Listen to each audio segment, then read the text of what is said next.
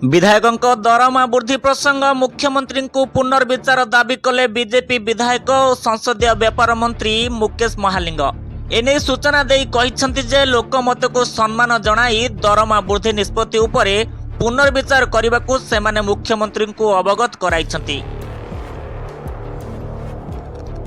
वर्धित भत्ता नेबे नाई पूर्वतन मंत्री तथा वरिष्ठ कांग्रेस नेता प्रसाद हरिचंदन निकटरे विधायक और पूर्वतन विधायकों दरमा भत्ता वृद्धि नहीं विधानसभा बिल पारित होईची। हेले पूर्वतन विधायकों भत्ता बाबद को बढ़िथिबा राशि ग्रहण करिवे नाही बोली आज प्रसाद हरिचंदन सांबादिक सम्मेलन में घोषणा करिसंती।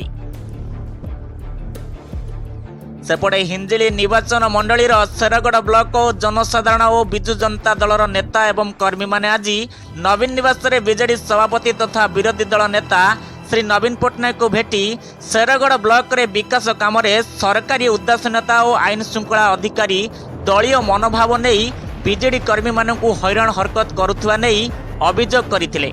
एपरिक जिला पुलिस प्रशासन दलीय भित्ति काम करुवा और बीजेडी कर्मी मानू हैरान करुवा नहीं अभियोग करथिले।